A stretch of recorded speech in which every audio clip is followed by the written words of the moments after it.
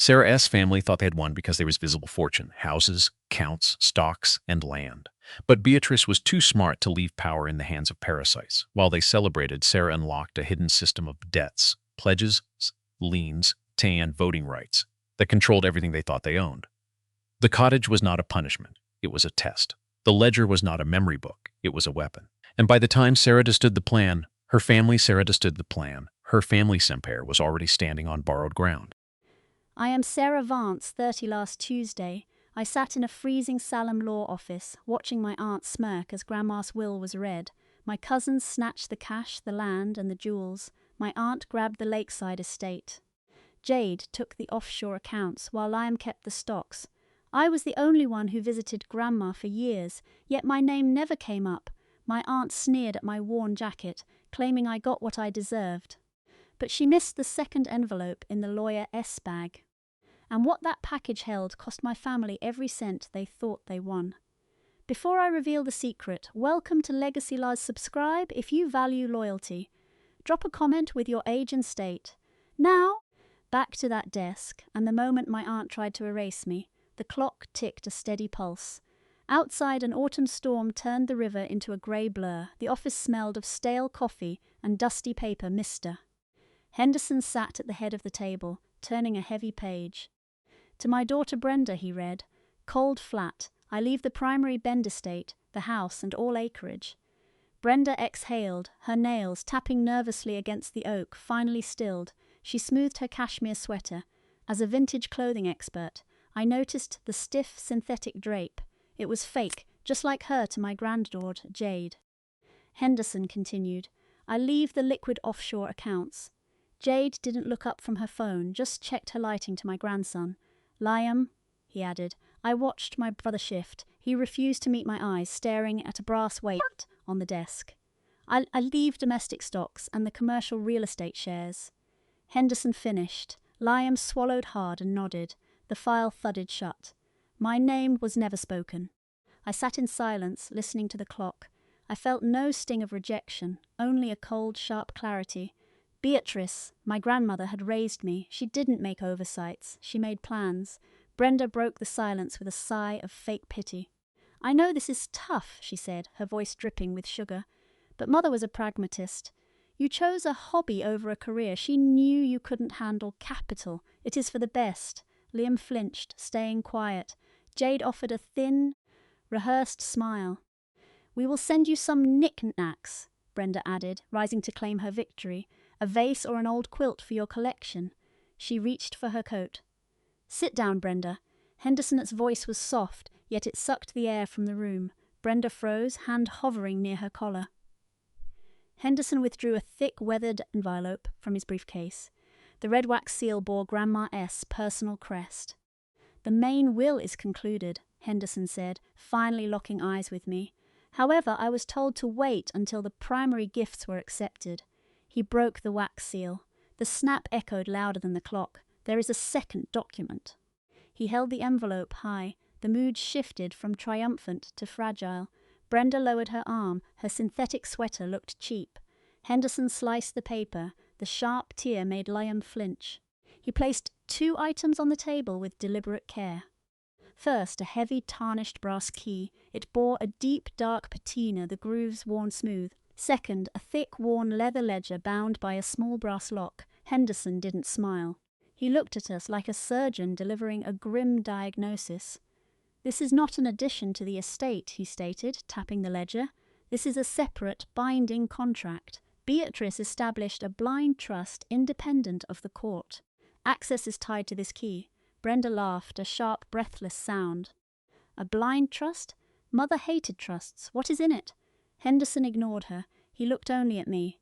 "Sarah, your grandmother outlined a specific residency clause. To inherit what this key secures, you must live in the Weaver-esque cottage on the edge of the Bend property.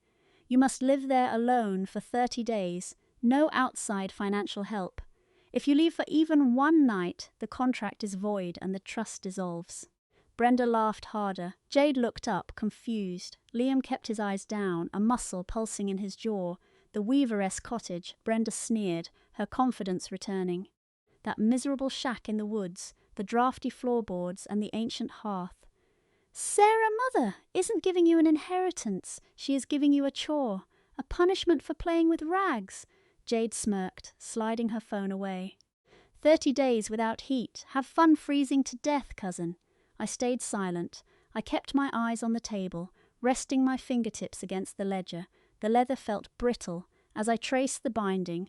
A faint scent rose peppermint oil and old paper. It was Grandma. It was the exact smell of her study, where she taught me to authenticate historical documents. My heart thumped. This wasn't punishment. Beatrice never acted out of spite. She acted out of strategy. The cottage was isolated. She was removing me from the family noise, giving me a place to focus. She was giving me an assignment. I looked at Henderson. I accept the terms. He nodded, pushing the key and ledger toward me. The 30-day clock starts at sundown. I dropped the items into my tote and walked out. The cold air hit like ice. The storm intensified, blanketing the streets in white.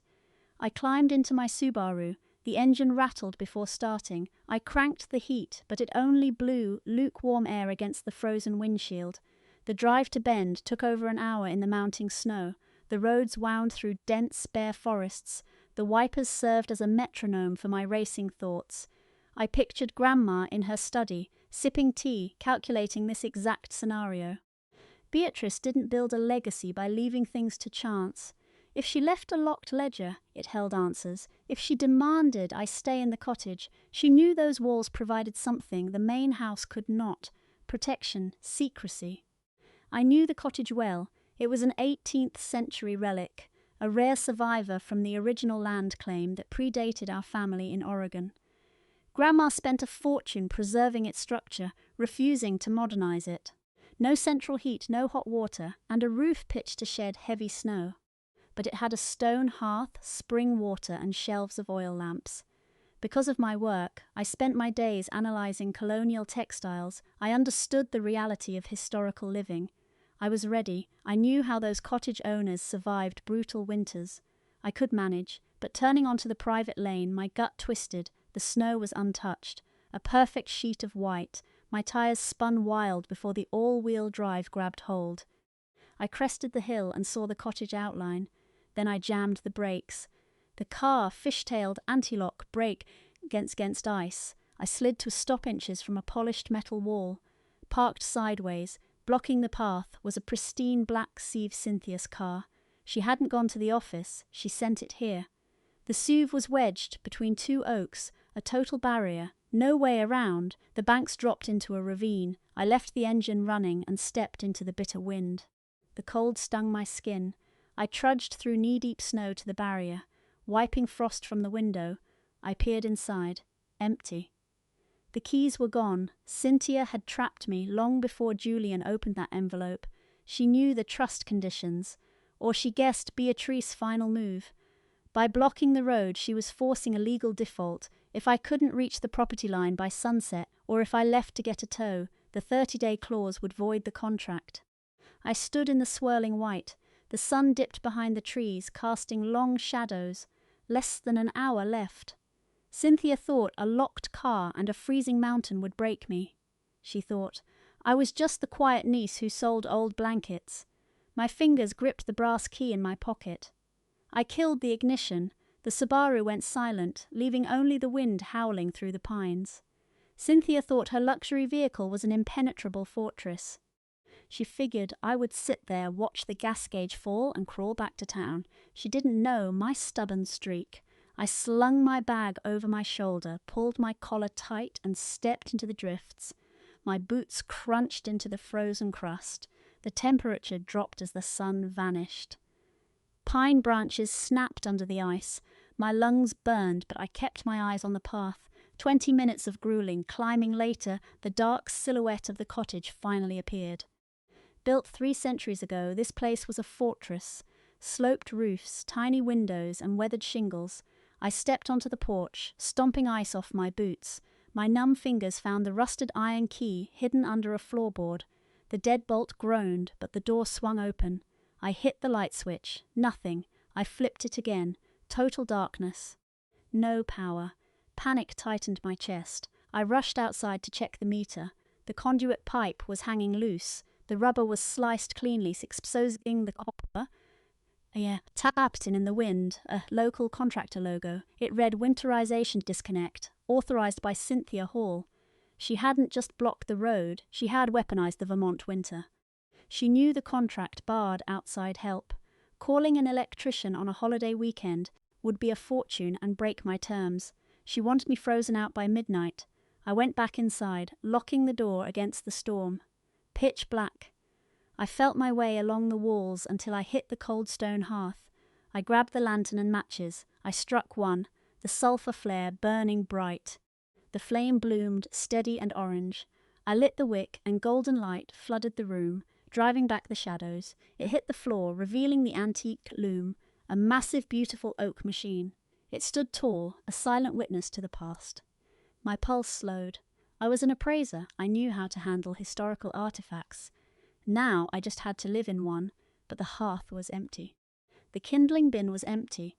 Cynthia had cleared out every log. The house was freezing. Without a fire, I wouldn't last the night. I considered burning the floorboards when a rumble shook the floor. Not whined, a diesel engine. I wiped the frost away. Headlights cut through the blizzard. A heavy truck ploughed over the snow, ignoring the barrier, and idled right by the porch. The door swung open and a woman stepped into the gale, Maya, my brother Ethan S.'s wife. She was a brilliant architect from Boston with a genius for spotting structural flaws. She always loathed my Aunt Cynthia S.'s fake leveraged life. I threw the door wide open. Maya trudged inside carrying thermal blankets. "You are freezing," she said, pushing past me. "What are you doing here?" I asked, shutting out the storm. Ethan said, "Stay out of this." She dropped the blankets. "Ethan says plenty of things," she scoffed. "He thinks Cynthia's blockade is practical. I know this storm, and I know your aunt. She plays dirty." She returned to her truck, hauling in bags of birch and cedar, then dumped them on the hearth. "He told you not to help," I said, watching her stack the wood. "If Cynthia finds out, she will punish him." Maya struck a match and tossed it in. The cedar caught, instantly heating the room. She peeled off her gloves. Her eyes were steady. "Ethan lets fear run his life," she said quietly. "Blood makes you related, but showing up when the power lines are cut, that makes you family. Cynthia thinks she can bully you out of your inheritance. I will not let her win on a technicality." Maya's grit was a sharp contrast to my brother's cowardice. She was risking her marriage for me. "I cannot pay you for this wood," I warned. "The contract bans financial help." "Consider it a housewarming gift," Maya said, zipping her coat. "I have to go. If I stay, they will claim you were not alone. Keep the fire going. Lock the doors." I watched from the window as her truck carved a path through the snow and vanished. The cabin was alive. The hearth roared, heating the thick stone walls. The warmth soaked into my frozen limbs. I sat at the table and grabbed the leather ledger and the brass key. Firelight danced over the worn cover. As the material warmed, the sharp scent of peppermint oil filled the room. I slid the key into the small lock. The mechanism shifted with a satisfying click. It popped open. I lifted the cover, expecting a standard diary or a letter. Maybe a final, half-hearted apology. What I found took my breath away. No personal musings here, just precise columns of dates, names, interest rates, and massive dollar amounts. Beside these figures, written in her signature slanted cursive, were meticulous notes in striking red ink. It was a secret ledger, a master record of every hidden transaction, every favor leveraged, and every broken promise. As I traced the red ink, the truth hit me. My grandmother had not left me an empty inheritance. She had handed me a loaded weapon. Birch logs hissed in the hearth, spitting embers against the brick. I sat there, the lantern glowing over the pages. The room smelled of smoke, melting frost, and the medicinal tang of peppermint rising from the old paper. I ran my finger down the first column. Grandmother had handwriting from a lost, perfect, mathematical, and written in stark black ink that sliced through the page. As an appraiser, I knew how to spot a fake. My family, I quickly saw, were all frauds. Grandmother was not just a lonely widow tending to her garden. She was the secret bankroll for every relative who sneered at me in the boardroom. I turned the page. The header read Cynthia Hall, Luxury Imports. My aunt had spent a decade building an image as a self-made titan. She gave speeches and bragged about her business. Genius. The ledger told a very different story. Cynthia had not built an empire. She built a house of cards on her mother's dime. Line after line showed massive wire transfers, 50,000 for payroll, 100,000 for a lease, but the margins floored me. She tracked immoral accounting too. My finger stopped at the bottom, where the black ink turned into harsh red. I read the note aloud, my voice ringing in the dark. April 14th, wired 200,000 to save Cynthia's margins, asked her to stay for tea. She claimed her driver was waiting. The tea went cold, 8% interest applied. I stared at the red ink until the letters blurred. I remembered that day. I recalled pulling into the estate and seeing Cynthia sort of speeding away. I remembered walking in to find grandmother sitting alone at the island, staring at 2 cold, untouched cups of tea. The weight of the ledger felt like the ground shifting. This was not just financial ruin. It was an itemized receipt of an old woman's profound loneliness. Cynthia took the cash to save her vanity project, then could not spare 15 minutes for the mother who saved her.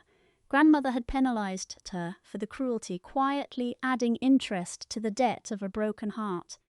I flipped the page. Ethan, my brother, played the savvy developer, driving sports cars and wearing tailored suits. According to the ledger, his last 3 property flips were entirely funded by grandmother. When a contractor walked off, she paid the bill. When a foundation cracked and the bank threatened foreclosure, she wired the bailout. Then there was Chloe, my cousin. She posed as a global influencer, posting photos from Dubai and Paris. The ledger showed those trips were not sponsored by brands. They were funded by emergency cash requests sent to her grandmother. I found a $20,000 transfer for a yacht in the Mediterranean. The red ink simply noted that Chloe called in tears about her image.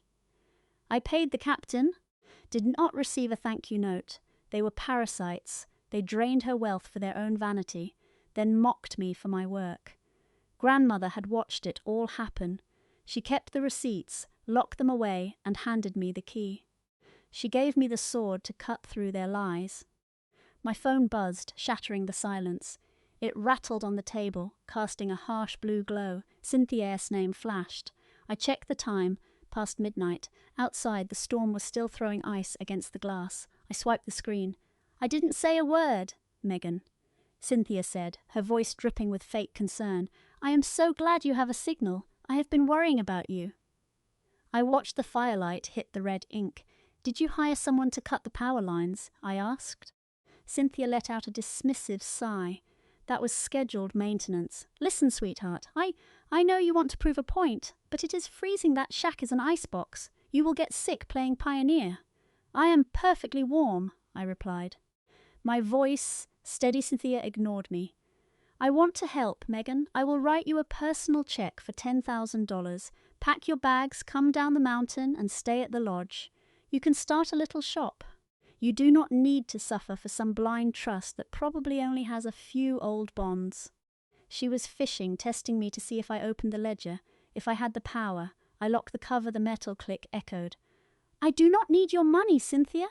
I am staying the month." The fake warmth vanished. Her voice turned jagged. "You arrogant, ungrateful girl," she snapped.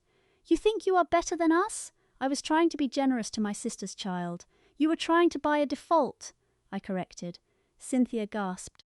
"You want war? Fine, that cottage is not up to code. No heat, no plumbing. I will call a judge at dawn. I am having the property condemned. The sheriff will drag you off that mountain by noon. Enjoy your last night in the cold, Megan." The line went dead. I set the phone down. The war started. Cynthia thought this was just a property battle.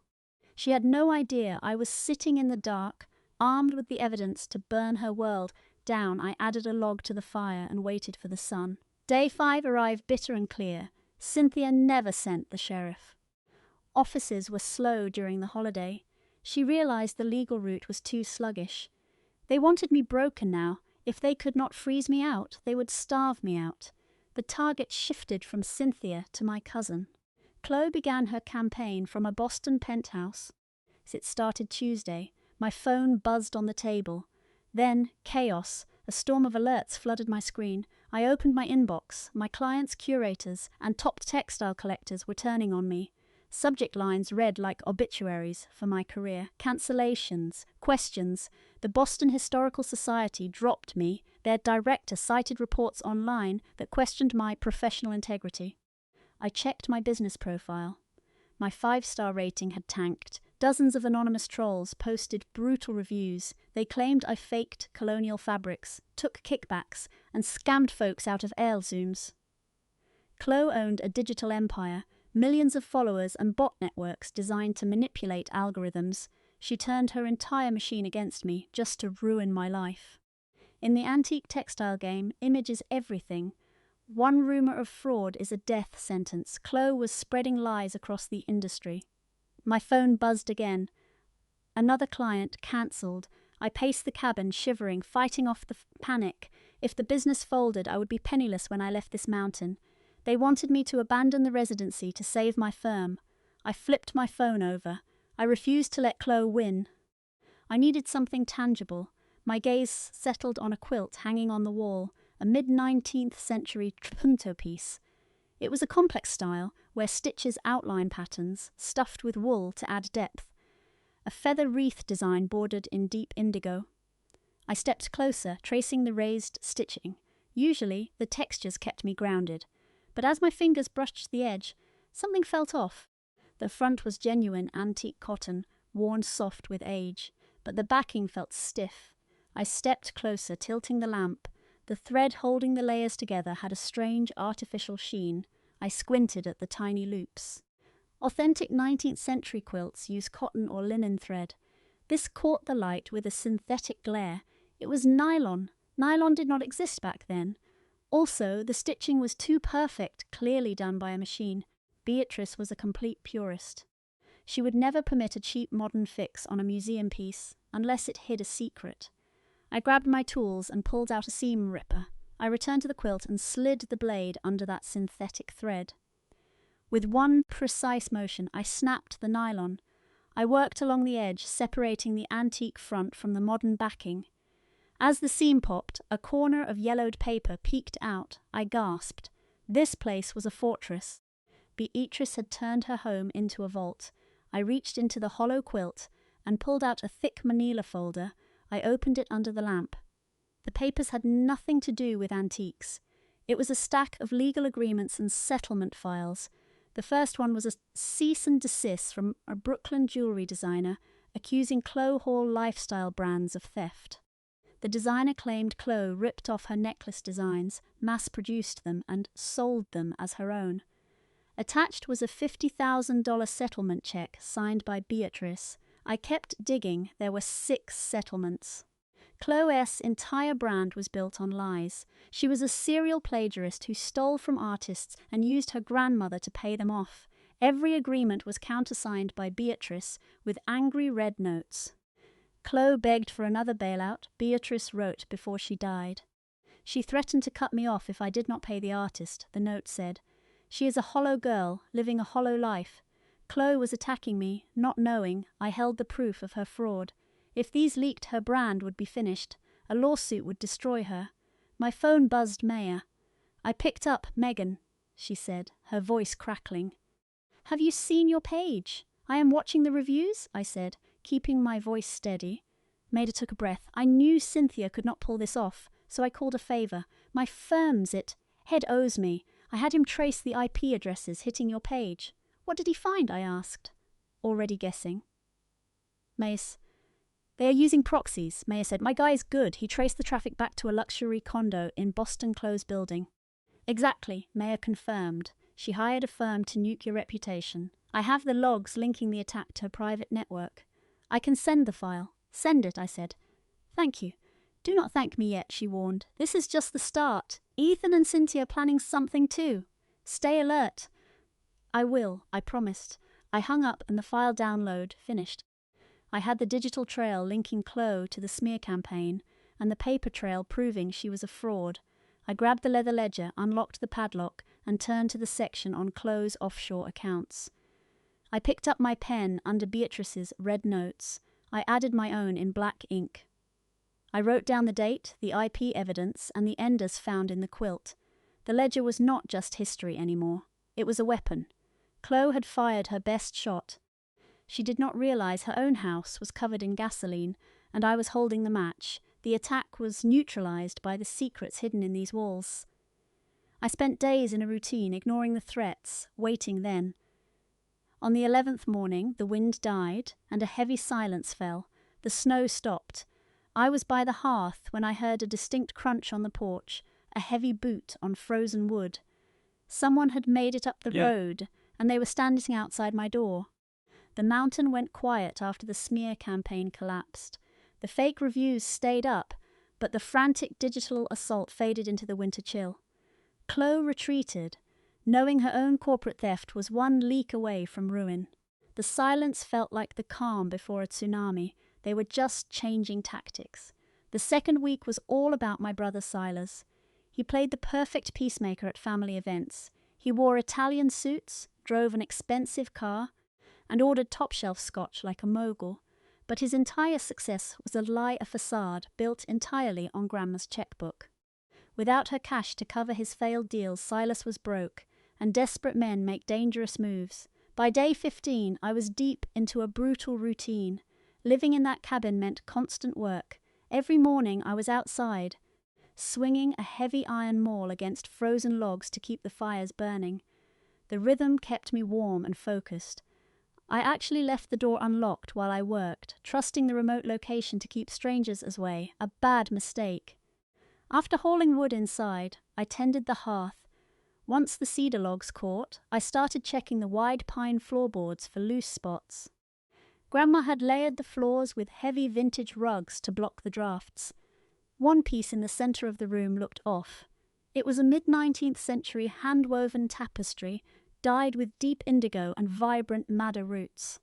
I knelt there, running my fingers over the complex, geometric patterns. Something felt loose underneath. The floor dipped when I pressed down. I rolled back the heavy rug, revealing the raw timber. One board did not have the standard hand-forged nails like the others. I grabbed a screwdriver from my kit and jammed it into the seam. With one sharp twist, the plank popped right out. I pried up a floorboard and found a black leather portfolio.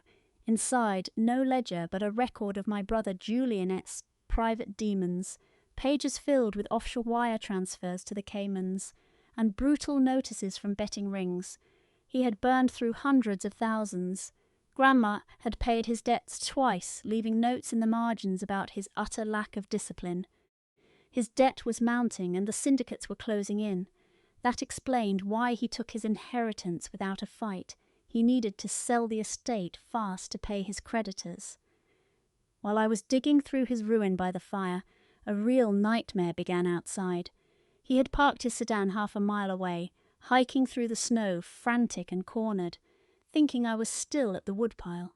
He crept onto the porch, clutching a steel pry-bar. He eyed the eastern window, planning to force it and steal the ledger. He made a huge mistake underestimating the women in this family. Maya had driven up to drop off groceries. She spotted his tracks and followed. As he jammed the bar under the frame, he shifted his weight and a rotted piece of trim snapped under his boot. The crack sounded like a gunshot. Julian froze, turning slowly.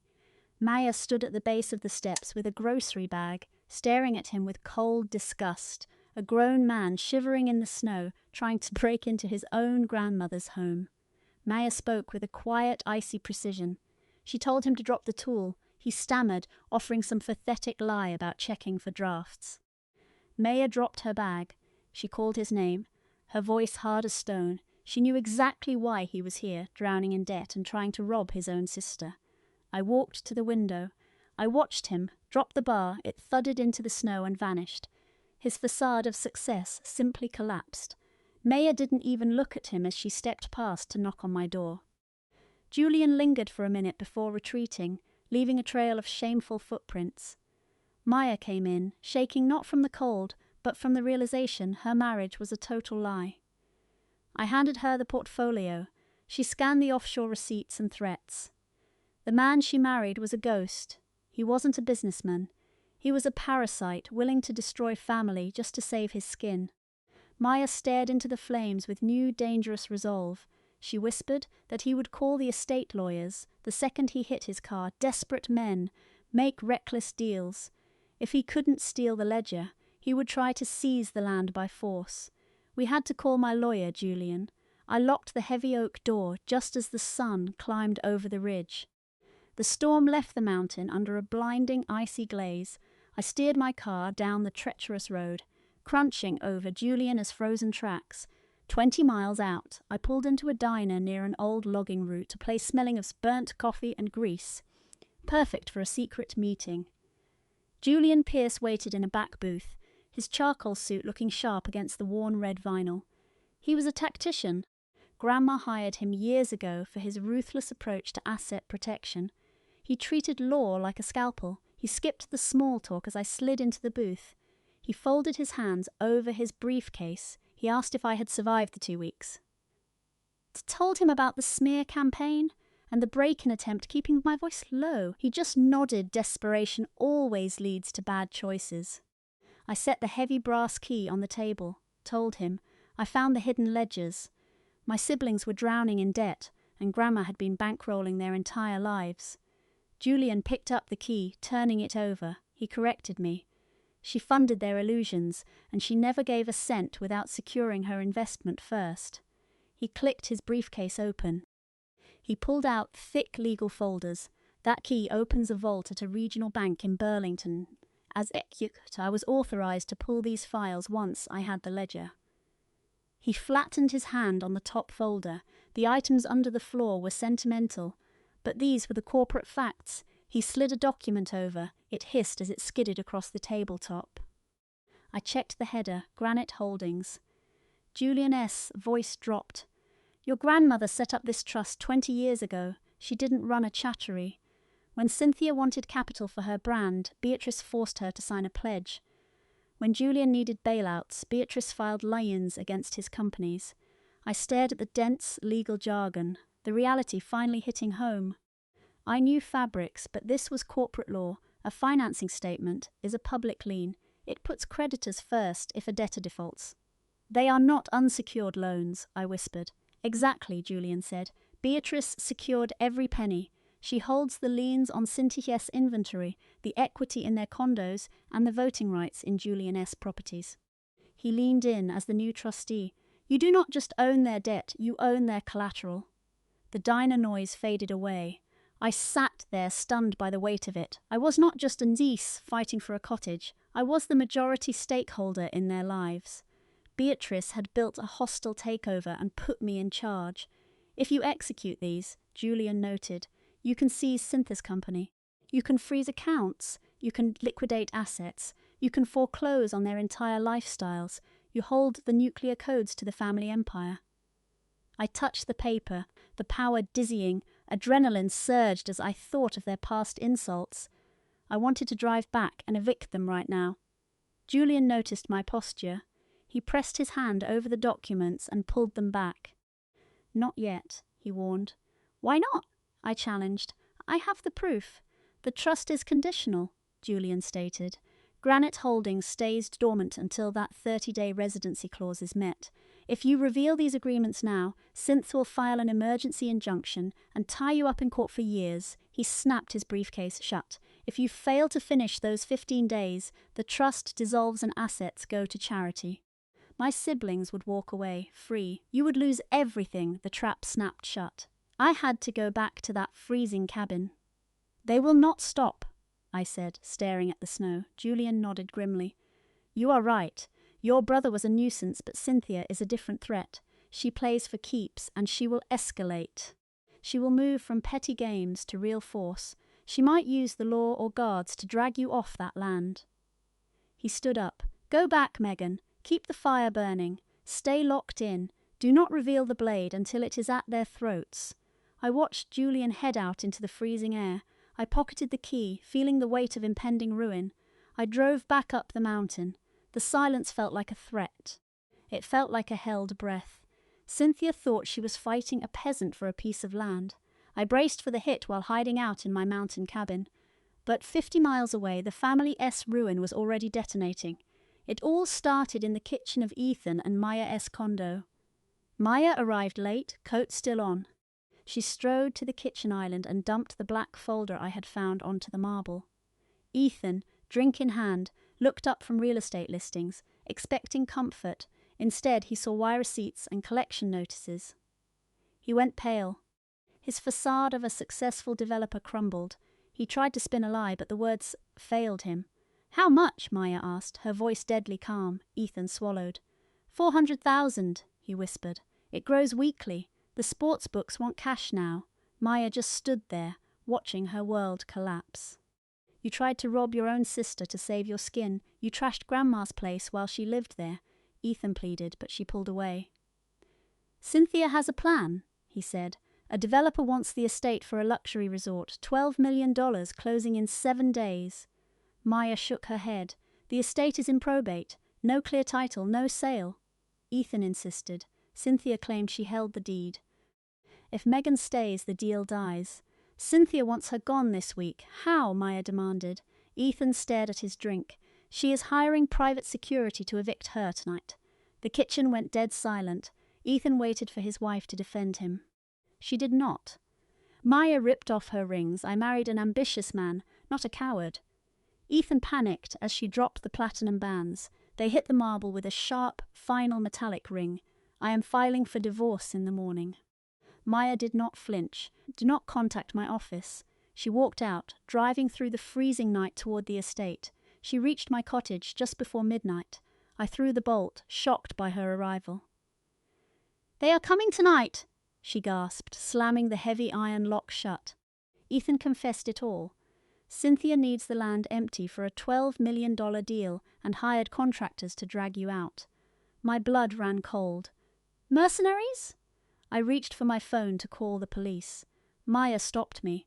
"The sheriff will not touch a civil dispute, and by the time you file an injunction, you will be off the property and the trust will dissolve.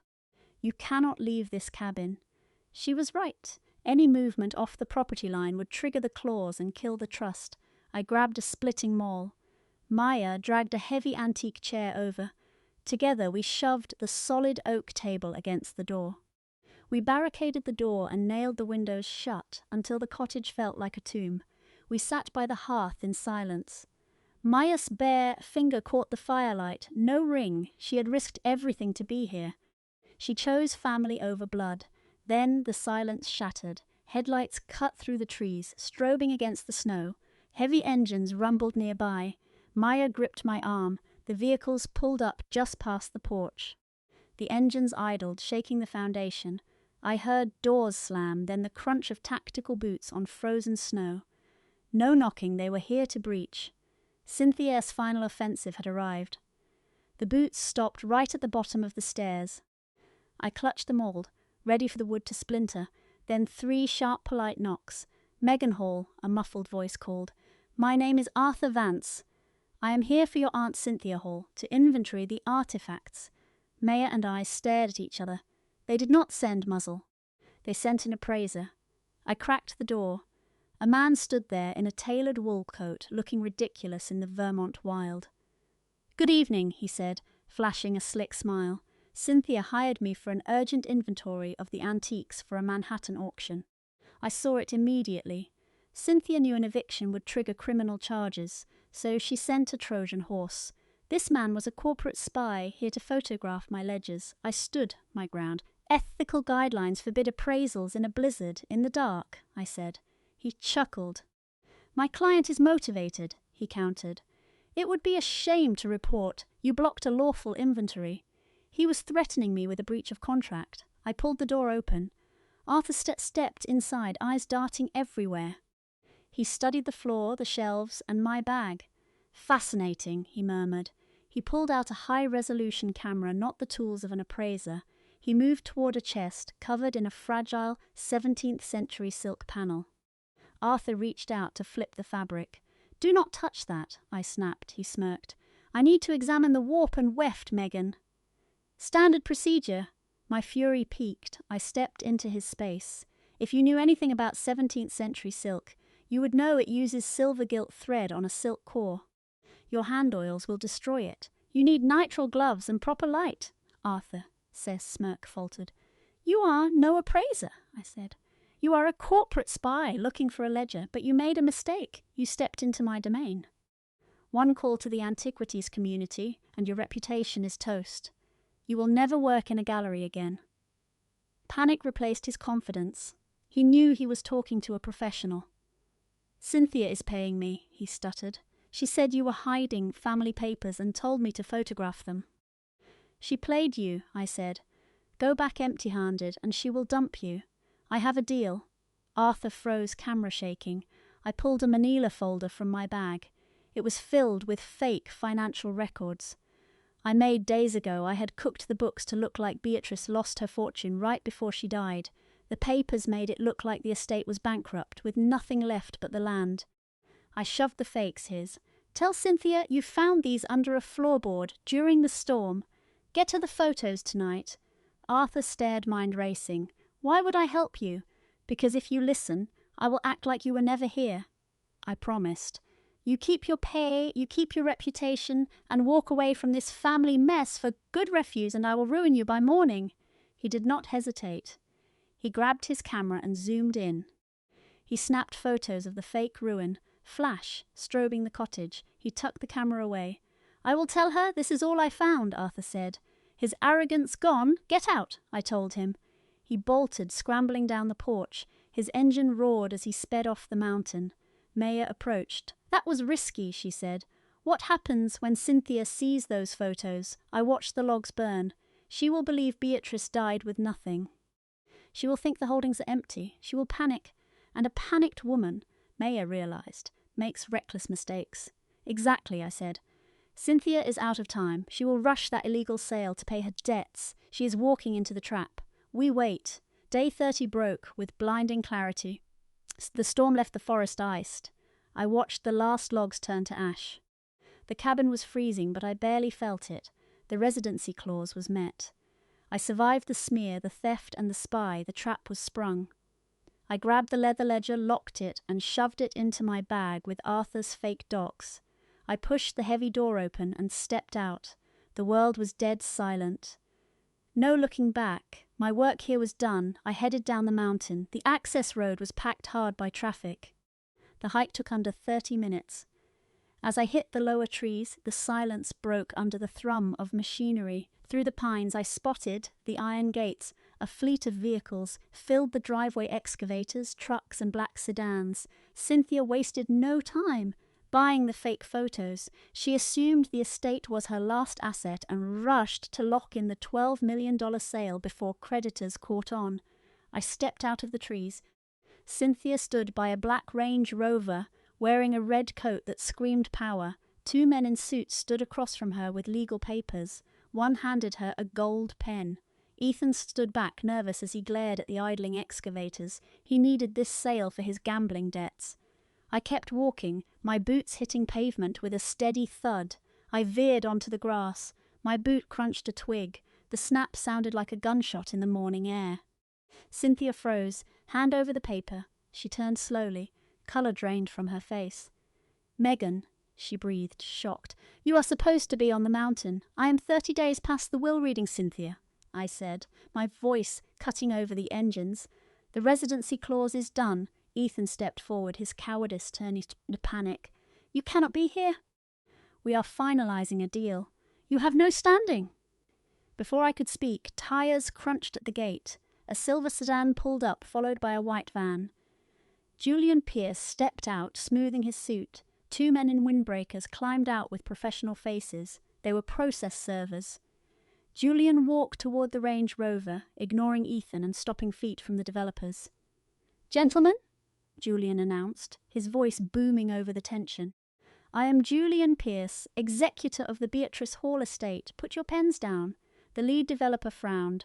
We are executing a standard title transfer. Cynthia Hall is the beneficiary. She holds the deed. Cynthia gripped the car, knuckles white.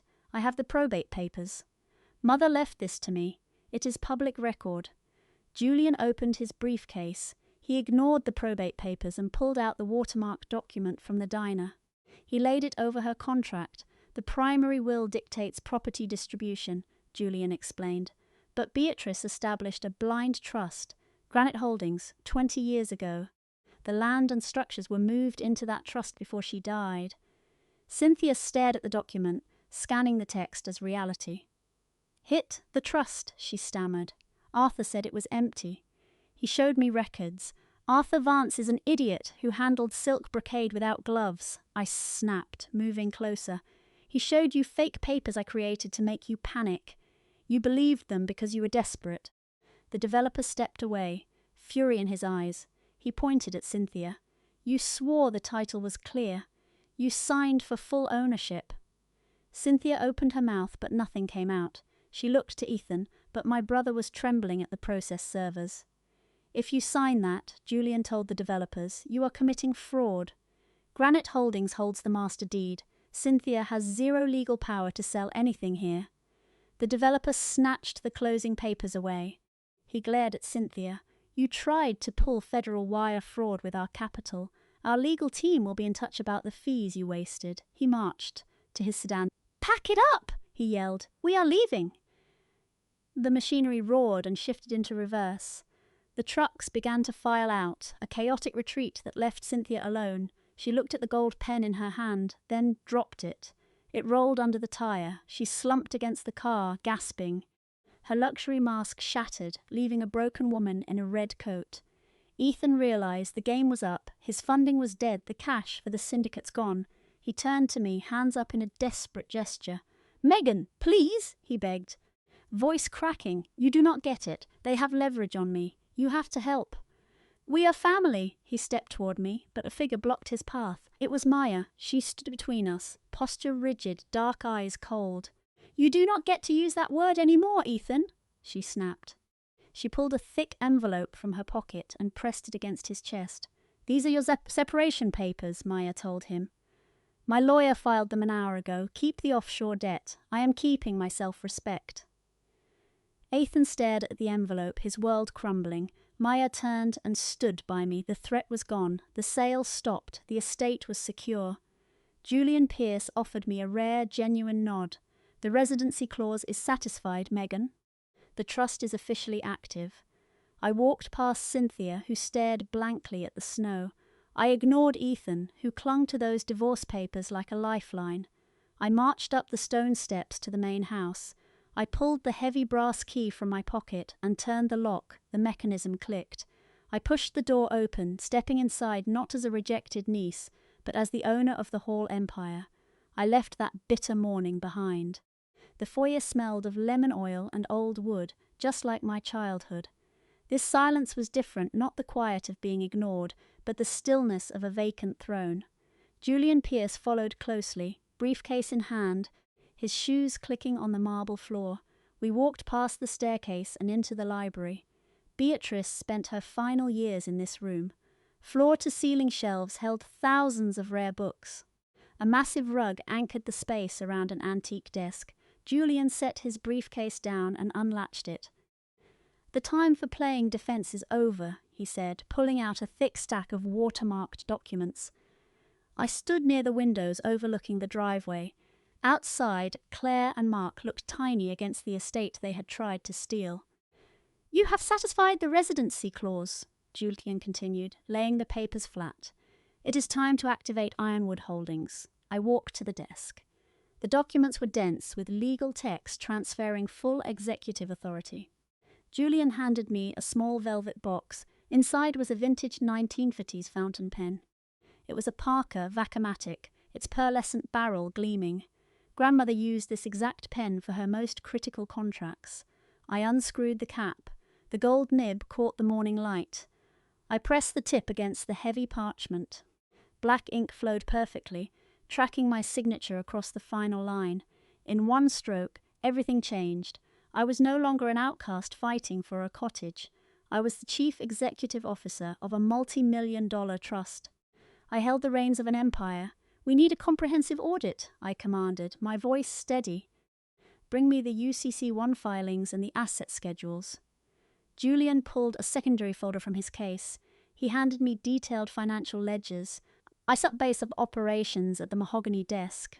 I was an appraiser. I was trained to find the truth in microscopic details. I applied that same logic to my family history. For hours I cross-referenced the ledger from the cottage with Julian S. legal documents. The picture that emerged was a masterpiece of financial leverage. Grandmother had not been generous. She had engineered a brilliant system of control. Every dollar she gave to Claire, Mark, and Sophie was secured by airtight pledge agreements. She owned the majority equity in Claire's brand. She held the primary liens on Mark's real estate. She possessed the voting rights for Sophie, S Media Company. I looked at my signature sitting beside Grandmother's red annotations. Her plan finally clicked. She did not leave me this trust just to secure my future. She could have left me cash if she wanted that. She left me Ironwood Holdings because she knew the money was poison. It had turned my own blood into greedy leeches. She didn't leave me money. She left me the legal leverage to break them. I hold the voting rights to Brenda's firm. I noted, scanning the spreadsheet. Julian nodded. You control the board. You can freeze her assets instantly. And Kyle's estate? I asked, turning the page. The liens give you priority over his lenders, Julian confirmed. You can force the sale of his properties before his partners blink. I leaned back. The power was total. I could dismantle their worlds with a few calls. Prepare the notices. Julian opened a portable printer he had brought. He linked it to his encrypted laptop. The machine whirred to life. Over the next hour it spat out formal legal documents. These were not polite requests. They were aggressive, cold notices of default and seizure. Julian ripped the final page off. He collated the stack and laid it on the desk. He grabbed a heavy brass stamp and red wax from his bag.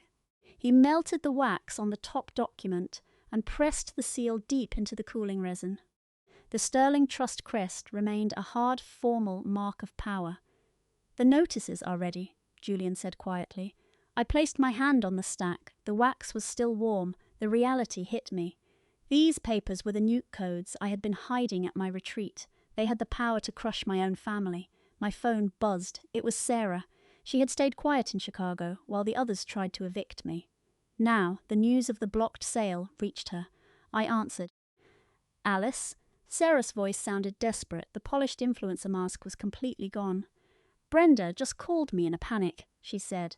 You stopped the sale and Julian brought in a blind trust. What is happening? I looked at the seizure notices. Sarah, I said, my voice ice cold. Check your mail tomorrow morning. I hung up before she could reply. The defensive war was finished. I took the sealed documents, ready to go on the offensive. I walked toward the library doors, the files tight in my grip. It was time to show them what happens when you underestimate me.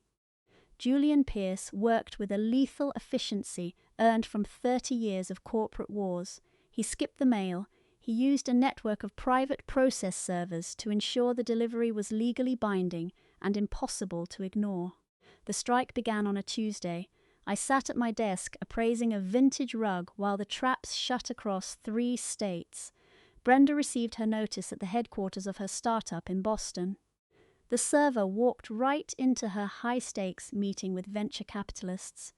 He dodged the front desk, walked into the glass-walled boardroom, and dropped the red-sealed folder on the table. The terms were harsh. Per the agreements, she had 14 days to repay over $4 million. If she failed, Sterling Trust would seize her inventory, brand, and bank accounts. Kyle was served at a golf club in Connecticut. He was on the 18th green, charming regional bankers, when the server handed him the notice. It laid out immediate liens on his holdings, freezing his assets unless I said otherwise. Only Diane got hers at home. The server ignored the building staff, walking straight to her penthouse door. It demanded immediate repayment of the emergency cash. Aunt Grandmother wired over 5 years ago, backed by her home equity. By Wednesday, the courier receipts hit my desk. A heavy thud, the sound of pure victory. They were shredded. The 12-week clock started and chaos took over. No unified defense, just pure, frantic panic as they scrambled to save themselves. Diane struck back first. Using her massive social media following, she went live from her living room.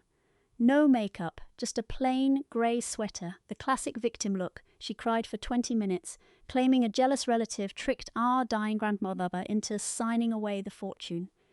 She painted a tale of abuse, begging followers for help. She really underestimated the team in my library. Alina had just joined my operation. After handing her husband divorce papers, Alina ditched engineering to run PR and strategy for me. She watched Diane's stream, stone-faced. "Time to expose this fraud," she said, her fingers flying across the keys. Alina didn't argue. She launched a precision digital strike. She used IP logs to prove the smear campaign against my business came right from Diane's house. Then she paired that with the hidden non-disclosure agreements, the ones showing grandmother paying off designers Diane had blatantly stolen from. Alina packaged it all into a perfect dossier and sent it to Diane's sponsors and every major journalist. The crash was instant. Within hours, her top beauty sponsor cut ties, citing a strict policy against theft. Blogs blew up, exposing the papers.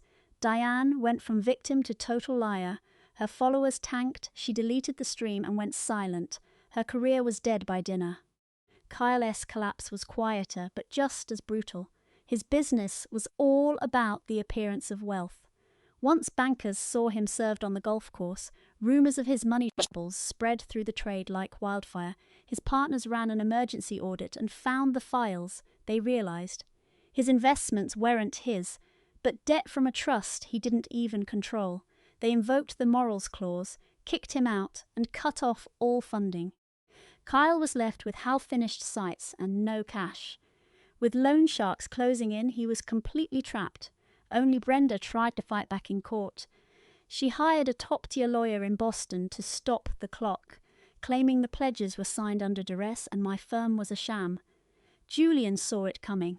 He immediately filed the 3 mental health checks grandmother had done before starting the trust. The reports were ironclad, showing grandmother was completely sound of mind. The judge tossed Brenda's petition, ordered her to pay the legal fees, and the 2 weeks ran out. The family went deathly quiet. No more threats, no more spies. They had nothing left, crushed by the weight of the law. On the 14th night, freezing rain hit the estate. I sat in the library, reviewing the papers to transfer their assets to me at midnight. The clock struck 11. Less than an hour left, then a sharp buzz cut through the quiet. I looked up. The intercom at the gate was flashing red. Julian set his pen down. Alina stopped typing. I hit the button. It was Alice. Her voice was thin, ragged, all that arrogance totally gone. Barely audible over the storm, she begged. "Please open the gate." I checked the monitor. The floodlights hit the iron gates. There they were, Brenda and Kyle, soaked and shivering in the downpour. No luxury cars, they had come in a local taxi that was already driving away, leaving them stranded. No bags, no legal files. They had come to surrender. I clicked off the intercom, letting silence fill the room. The war had reached my door. I hit the gate release.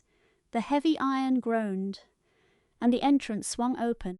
From the window I watched them trudge up the long driveway. Rain lashed down. No umbrellas. Heads bowed. It took 10 agonizing minutes to reach the steps. I stayed at my desk. Julian stood by the fire. Calm Elena watched from the shadows. We didn't greet them. We let them walk into the hall alone. The library doors swung open. They stepped in, dripping water onto the floor. A month ago they sat here with such entitlement. Cynthia in designer silk, Mark in tailored wool. Now? Their clothes were ruined, soaked through by the storm. Cynthia gripped her bag. She shivered, and it slipped from her wet shoulder. It hit the floor with a hollow plastic thud.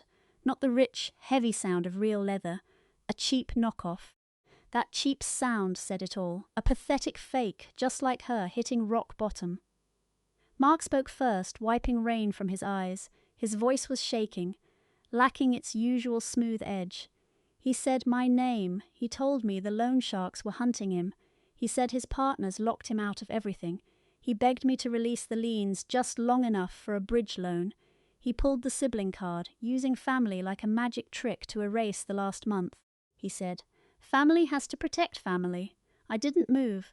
I listened to the rain against the glass, thinking about the pry bar he once used to break into my place. I let his desperate plea hang until the silence was deafening. He flinched. Cynthia stepped forward, trying to command the room, but her teeth chattered. She claimed Grandma never meant for the inheritance to be used this way. She insisted Mother loved them, then begged me to forgive their debts. She even promised me a seat at her table in exchange for mercy. I stayed calm. I didn't need to yell. I reached across the mahogany desk and pulled the heavy leather ledger toward me. The brass lock was open. As I flipped the pages, the sharp scent of peppermint oil filled the library. Cutting through the smell of damp wool, they stared, terrified of the book they knew would destroy them. I turned to Cynthia's section. I scanned her massive debts written in black ink, then focused on the harsh red ink in the margins. I told her I wasn't looking at finances, I was looking at her moral bankruptcy. I started reading. I audited the records, the cash wires, the fake tea dates. Cynthia played the victim, but the game was over. I looked her in the eye. You owe 52 missed dinners and 100 abandoned cups of tea. Her facade shattered, her face turned ghost white. I moved to Mark. I found the notes. Grandma paid his gambling debts while he bought sports cars instead of visiting her in the hospital. You don't owe money, Mark. You owe her the time you stole. He stared at his shoes. No defense. I slammed the ledger shut. Family is not a shield for your crimes. I pointed to Elena. She stayed while you two used Grandma like an ATM. You treated me like a peasant now. Pay up. Cynthia didn't fake it this time. She collapsed, sobbing in the freezing rain. The manipulation stopped working. No charm left, just an immovable wall. She begged to keep her brand, but I felt nothing. The 14-day deadline had expired. The takeover was official. Mark finally realized the road had ended. I had a plan, no more handouts. They would work off their debt starting tomorrow. Julian arrived at 8 with the contracts. The storm passed, replaced by an unforgiving frost. Now it was time to talk business. They looked fragile in borrowed clothes. No designer labels, no arrogance. I slid the documents to my brother. Mark was talented at real estate, but he wasted it on status. I stripped his titles. The firm took everything. Julian sold the sports cars to clear the gambling debts. Elena presented the divorce papers. Mark didn't argue. He signed with a shaking hand. He lost his assets and his marriage. I set him up on a construction crew. He was a junior contractor now. Steel-toed boots replaced his suits. He had to learn the value of $1.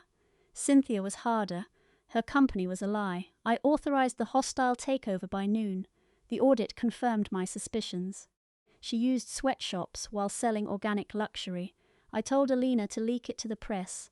Her stores closed within hours. The empire vanished. I gave her one choice: manual labor in a remote mountain cabin. She used to mock my work. Now she would weave authentic textiles. I kept 80% of her wages to pay her debt. I drove her up in my truck. She stared out the window, pale and terrified. I gave her a manual and a pile of wool. She touched the loom, realizing her new reality. She would spend her days in the isolation she once planned for me. I left her by the hearth. I touched the ledger. Grandma used this book to track their greed. I used it to cut the rot from our family. It was finished. I shoved the book into the library safe, locked it, and tucked the key away. We cut the parasites loose. It was time to build. Our firm, Granite Holdings, needed a new mission. We turned the estate into a historical restoration center. Elena designed climate-controlled vaults in the guest wing. I landed contracts with top museums. We became experts in antique preservation. The mansion used to reek of entitlement. Now it hummed with actual work. The war was over. 1 year later, the air felt different. The tension vanished. We named it the Beatrice Center for Textile Preservation. The house smelled like cedar and paper. Elena stood in the east wing, blueprints in hand. She blended modern glass into the timber frame perfectly. Elena thrived without her deadweight husband. She was a partner now, commanding the room. Our team worked on rare tapestries, thriving on grit. Down in the valley, Mark was a year into his construction job. Mark looked rough, but he paid his debts on time. He lived in a tiny studio, broke but honest. I left the house late. The driveway, once blocked by luxury cars, was quiet gravel. I walked toward the cottage with a thermos. I watched through the window. Cynthia sat at an antique loom. She threw the shuttle with a steady rhythm. Her hands were stained with natural dyes. She caught a snag in the thread. A year ago, she would have screamed. Now, she patiently rethreaded it herself. She looked exhausted, but she stood taller. She was paying her debt, yard by yard. I sat outside with my mother's mug. The scent of mint and pine filled the air. Everything aligned. The master plan was finally complete. Real inheritance isn't money, it is character. Grandma knew wealth without values breeds parasites. She pushed me to the edge, forcing me to build my own strength. I didn't win by luck. I outlasted the winter. If you have been betrayed by blood, listen, being underestimated is a superpower. Build your walls and guard them well. I learned 3 rules. First, biology is not a free pass to hurt me. Second, you can forgive without letting them back in. Third, your worth is not set by those who cannot afford you. The loom clicked, measuring out honest time. We obsess over trust funds, thinking big houses make good parents. We kill ourselves to provide for kids who just want our presence. Behind perfect photos, there is often a secret ledger. It is about cold comparisons and silence. Family sagas reveal the damage of favoritism. Love should never be a scoreboard. Children praised only for status learn that love is a transaction. Meanwhile, the child pushed aside feels worthless. We have to stop ignoring the pain of the unfavored child. True wealth is found in integrity. When we fix every mistake with cash, we destroy resilience. A parent's job is not to hand over an empire, but to teach foundations. Easy money rots a moral compass, but the biggest failure is trading presence for a paycheck.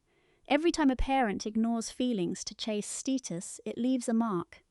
Don't let your connections go cold chasing titles. Emotional fairness makes a child feel loved. Our story redefines kinship, focusing on loyalty over blood. I have 3 rules to help you move on. First, DNA does not earn the right to hurt you. Second, reconciliation requires real change, not apologies. Forgiveness is for your peace. Third, define your worth. Never let people who cannot see your value write your narrative. Think of this as a roadmap for the next generation. We have to check our own lives and see who struggles as we turn away from. If this hits home, hit subscribe and sound off below. Integrity matters, and it's always worth celebrating. Look at your family tonight. Forget the facade. Pay attention to the quiet moments. If you had to audit your own emotional life, would you be brave enough to face the truth?